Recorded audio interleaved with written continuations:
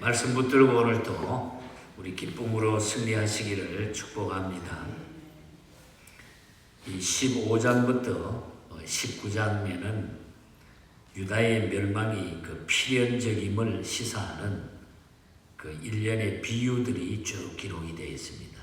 비유를 들어서 유다의 필연적인 그 멸망을 가르쳐주는 이런 말씀이 기록이 되어 있습니다. 이는 예루살렘이 결단코 멸망하지 않을 것이라고 착각한 유다 백성의 그 낙관주의를 여지없이 질타하고 있는 이런 말씀입니다. 그래서 하나님께서 어떤 모습으로 계속 일깨워주고 유다의 멸망을 보여주고 있는가? 오늘 아침에는 그 불탄 포도나무 비유에 대한 이야기를 본문을 통해서 함께 나누기를 원합니다.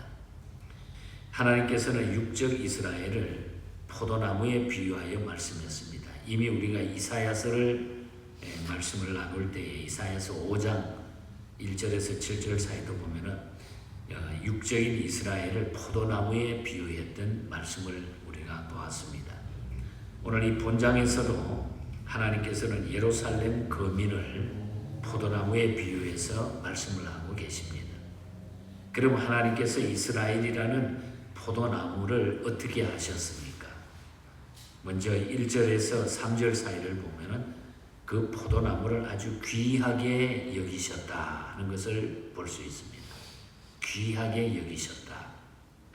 포도나무를 어떻게 다른 나무에 비교할 수 있으며 포도나무 가지를 숲속의 나무에 비교할 때 나은 것이 무엇이냐 에스겔에게 그렇게 묻고 있는 것을 보게 되죠. 그래서 2절에 보면은 인자야 포도나무가 모든 나무보다 나은 것이 무엇이냐 숲속의 여러 나무 가운데 있는 그 포도나무 가지가 나은 것이 무엇이냐 이렇게 에스겔에게 물으셨습니다.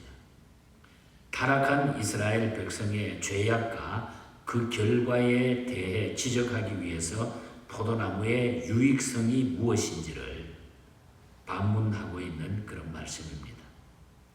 포도나무에 비유된 이스라엘 족속은 하나님 앞에 의롭게 살지 못해서 영적 열매를 맺지 못했기 때문에 하나님 앞에서 유용하지 못하고 심판을 받을 수밖에 없었음을 보여주고 있는 것입니다.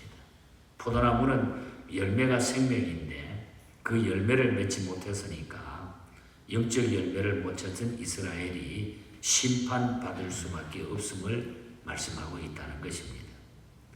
사실 포도나무 가지는 다른 나무와 비교하여 제목으로도 사용할 수가 없고 심지어는 그릇을 걸 못이라도 만들 수 없습니다. 다른 나무는 나무가 딱딱하기 때문에 나무를 잘라가지고 그 유대인들은 그 벽에다가 나무 못을 많이 쳐가지고 뭘 걸기도 하고 또 큰 나무를 못을 걸어서 거기에 그릇 같은 것을 이렇게 담아서 걸기도 했습니다. 그런데 포도나무 가지는 그렇게도 사용할 수 없는 그런 아주 약한 나무라고 하는 그런 얘기입니다. 그래서 3절에 보면 그 나무를 가지고 무엇을 제조할 수 있겠느냐 그것으로 무슨 그릇을 걸 못을 만들 수 있겠느냐. 이처럼 포도나무는 유실수로서는 다른 나무보다 훨씬 가치가 있지만은 일단 땅에 뽑혀 나오게 되면은 땔감으로밖에 쓸 수가 없었다는 거죠. 그런데도 하나님께서는 이스라엘을 극상품 포도나무처럼 심고 가꾸셨다. 최고로 좋은 포도나무처럼 심고 가꾸어 주셨다. 이사야서 5장 1절과 2절에도 말씀하고 있죠. 하나님께서는 아무 쓸모없는 이스라엘을 귀하게 여기시고 크신 은혜를 베풀어 주셨다는 거죠. 이 말씀을 통해서 우리 역시 마찬가지입니다. 허물과 죄로 말미암아 영원히 죽은 자를 하나님께서는 긍휼히 여기셔서 예수 그리스도를 통해서 우리를 구원해 주셨다고 하는 것. 나를 구원해 주셨다고 하는 것. 그러므로 우리의 가치와 우월성은 오직 하나님의 은총에서 비롯되었다고 하는 사실을 잊어서는 안 된다는 것입니다. 그래서 시편 기자는 시편 80편 8절에서 이런 말씀을 하죠. 주께서 한 포도나무를 애굽에서 가져다가 민족들을 쫓아내시고 그것을 심으셨나이다. 나를 하나님이 심어주셨다. 죄로 말미암아 죽어야 마땅할 나를 위해서 하나님은 나를 새롭게 심어주셨다고 합니다. 심어주셨다. 그래서 우리는 쓸모없는 자인 우리에게 하나님께서 은혜를 베푸셔서 변화시킨 것에 대해서 늘 우리가 감사하고 살아가야 된다. 포도나무를 귀하게 여기셨다고. 하나님은 포도나무를 귀하게 여기셨다. 오늘 우리들을 너무너무 귀하게 여기시고 계신다 하는 이 사실을 우리가 부정하면 안 된다. 그래서 우리는 늘 하나님의 이 은혜에 감사하며 살아가는 그런 믿음의 삶을 사시기를 축복합니다. 그 다음에 4절과 5절을 보면은 열매 맺지 못해 땔감이 되게 하셨다. 열매를 맺지 못해서 화목이 되게 했다. 땔감이 되게 하셨다. 포도나무는 열매 맺는 일이 가장 중요하지요. 그래서 우리가 이사야서 또 요한복음에도 포도나무 비유에 보면은 열매를 맺지 못하면 다 잘라서 불에 던진다고 그랬죠. 그러나 포도나무가 포도를 맺지 못하면 아무 쓸모가 없다는 거죠. 즉 어떤 열매를 맺기 위하여 존재하는 것이 그 목적을 충족시키지 못한다고 하면은 그것은 아무런 존재 가치가 없다는 뜻이죠. 열매를 맺어야 하는 것 때문에 존재를 하는데 열매를 맺지 못한다고 하면은 존재 가치를 잃어버리게 된다. 그 이야기를 하고 있는 것입니다. 그래서 이제 열매 맺지 못하는 포도나무는 가시나 엉겅퀴 같은 잡초처럼 불에 던질 뿐이니라. 그래서 요한복음 15장 6절에도 포도나무 비유에 보면은 뭐라고 사람이 그것을 나중에는 모아다가 불에다가 던지느니라. 불에다가 던지는 것밖에 없다. 오늘 본문 4절을 봅니다. 불에 던질 땔감이 될 뿐이라. 불이 그 두 끝을 사르고 그 가운데 태웠으면 제조에 무슨 소용이 있겠는가. 그렇게 말하고 있습니다. 예루살렘은 열매를 맺지 못했습니다. 포도가 열매 맺지 못한 것처럼 예루살렘이 열매 맺지 못했습니다. 따라서 열매 맺지 못하는 포도나무처럼 에스겔의 이 예언은 바벨론 왕 느부갓네살에 의해 가지고 예루살렘 함락이 그대로 성취되는 것을 말하고 있는 겁니다. 그래서 이 말씀 그대로, 이 예언 그대로 바벨론 왕 느부갓네살에 의해서 예루살렘이 함락이 되었죠. 역사적으로. 이 말씀 그대로 이루어졌음을 우리는 보게 되는 것입니다. 열매 맺지 못하면은 땔감이 되게 하신다. 이 교훈입니다. 우리가 하나님 앞에 살아가면서 열매가 없으면 결국은 우리는 죽정이밖에 안 된다. 버림밖에 안 된다. 화목으로 쓰임밖에 안 된다. 버림밖에 안 된다. 중요한 교훈인 것입니다. 끝으로 우리가 6절에서 8절 사이를 보면은 땅을 황폐케 하겠다고 그랬습니다. 땅. 하나님께서 숲을 가운데 포도나무를 불에 던질 땔감이 되게 한 것 같이 예루살렘 거민도 그같이 할 것이라 그렇게 말하고 있어요. 6절에 보면 그러므로 여호와께서 이같이 말씀하셨느니라. 내가 숲을 가운데 있는 포도나무를 불에 던질 땔감이 되게 한 것 같이 내가 예루살렘 주민도 그같이 할지라. 열매를 못 맺으니까 너희도 그렇게 내가 하겠다. 또 하나님께서는 그들의 대적자가 되셔가지고 끝까지 태우시겠다 그랬어요. 7절에 보면은 내가 그들을 대적한 즉 그들이 그 불에서 나와도 불이 그들을 사르리니 내가 그들을 대적할 때 내 여호와인 줄 너희가 알리라. 너희가 혹 살아서 나와도 내가 또 그것을 그냥 두지 않겠다. 확실하게 불에 사르리라. 이 말씀은 바벨론을 통해서 기필코 심판하시겠다고 하는 그 약속의 말씀. 그래서 그대로 이 말씀이 이루어졌다는 거죠. 그러면 예루살렘이 왜 이런 지경까지 가게 됐을까? 왜 예루살렘이 이 지경까지 오게 됐을까? 그들이 하나님을 배교했기 때문에, 즉 그들은 하나님의 사랑과 기대를 저버리는 생활을 했다는 거예요. 그래서 오늘 8절에 보면 그들이 범법함이니라. 하나님의 법을 지키지 아니하고 자기 마음대로, 오늘 이 사회도 범법자에게는 철퇴가 내려지고 감옥형이 내려지고 벌금형이 내려지잖아요. 하나님의 백성이 하나님의 말씀을 지키지 않는 범법행위 때문에, 배교했기 때문에 바로 이 지경이 됐다고 하는 것입니다. 그들은 하나님께서 원하시는 아름다운 열매를 맺지 못했습니다. 하나님께서 원하시는 열매를 맺지 못할 때에 하나님께서는 그들의 심판자가 되신다는 거죠. 열매가 없는데 둘 수가 없는 거예요. 다 잘라서 화목이 되게 한다. 그러므로 히브리서 기자의 이야기를 들어보면 배교한 사람에게 하나님께서는 소멸하는 불이 되신다고 그랬어요. 히브리서 12장 29절에 보면 우리 하나님은 소멸하는 불이심이니라. 무서운 얘기죠. 하나님은 태워버리는 불이 되신다. 불이 되신다. 심판자가 되신다. 천지 만물과 인생의 주재자이신 하나님을 대적자로 삼는 인생은 가장 불행한 인생이 아닐 수가 없습니다.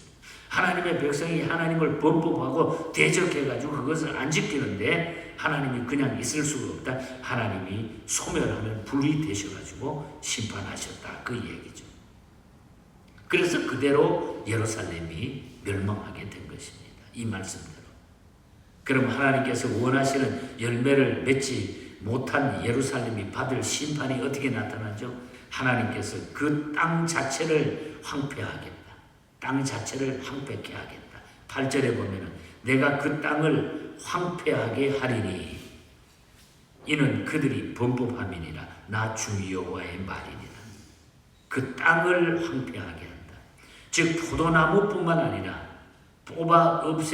포도나무만 뽑아가 없애는 것이 아니라 그 포도나무가 심겨 있는 땅까지 황폐하게 만든다는 거예요. 땅까지. 이는 전에 이스라엘의 산도 황폐케 하시겠다고 하는 말씀과 같은 맥락을 가지고 있는 거죠. 우리가 이미 앞에서 에스겔서 6장 1절에서 7절 사이에 봤습니다마는 하나님의 말씀, 그 우상 숭배하는 그 하나님의 모든 말씀이 그 땅까지 황폐하게 만다. 이스라엘의 모든 산들도 이방의 우상 산당으로 더럽혀져 있었기 때문에 그 땅까지 황폐하게 만든다. 하나님이 6장에서도 이야기한 얘기입니다. 땅이 황폐하게 된다고 하는 것은 뭘 이야기합니까? 곧 그 인생이 허망하게 된다는 의미죠. 인생이 허망하게 된다. 하나님이 원하시는 삶을 살지 못하는 자들의 모든 삶은 허황될 뿐이라는 거예요. 허황된다. 그러므로 우리는 언제나 예수 그리스도 안에서 열매 맺는 삶을 살아야 된다. 오늘 결론은 우리는 예수 그리스도의 안에서 예수님께 가까이 예수님과 동행하면서 예수 그리스도 안에서 열매 맺는 삶을 우리가 살아야 된다. 그래서 요한복음 15장 5절 포도나무 비유에서 뭐라 그러니까 나는 포도나무요 너희는 가지라. 그가 내 안에 내가 그 안에 거하면 사람이 열매를 많이 맺나니 나를 떠나서는 뭐라 그랬어요? 너희가 아무것도 할 수 없음이니라. 나를 떠나서는 너희가 아무것도 할 수 없습니다.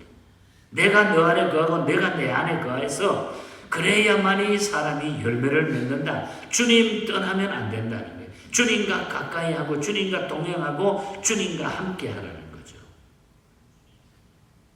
우리가 겉으로만 그런 게 아니라 우리의 마음속에 늘 주님과 동행하는 삶. 주님 떠나면은 황폐게 됩니다. 주님 떠나. 그래서 사도 바울도 주 안에 in Christ. 주 안이라고 하는 신학이 바울 신학입니다. 아침에 불렀던 애니 혹수 여사 찬송 우리가 좋아하잖아요. I need every hour. 저는 주님이 매 시간 필요합니다. 주님과 함께 살 것입니다.